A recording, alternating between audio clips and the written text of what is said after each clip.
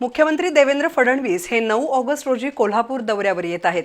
त्यांच्या हस्ते केशवराव भोसले नाट्यगृहासह विविध वास्तूंचं उद्घाटन होणार आहे। त्यांच्या दौऱ्यानिमित्त पोलीस दलाच्या वतीनं कडेकोट सुरक्षा व्यवस्थेचं नियोजन करण्यात आले। दौऱ्यादरम्यान 162 अधिकाऱ्यांसह 800 पोलीस आणि 800 गृहरक्षक दलाच्या जवानांचा कडेकोट बंदोबस्त राहणार आहे।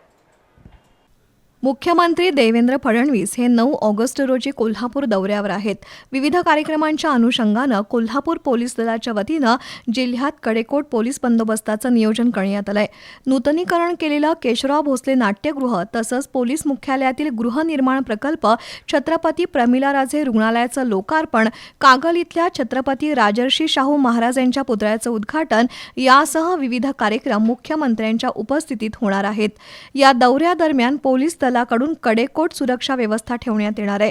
पोलीस अधीक्षक निलोत्पल, अप्पर पोलीस अधीक्षक अण्णासो जाधव यांच्यासोबत 2 अप्पर पोलीस अधीक्षक, 11 पोलीस उपअधीक्षक, 41 पोलीस निरीक्षक, 110 सहाय्यक पोलीस निरीक्षक आणि उपनिरीक्षक तसंच 800 पोलीस कर्मचारी आणि 800 गृहरक्षक दलाचे जवान बंदोबस्तासाठी तैनात असणार आहेत।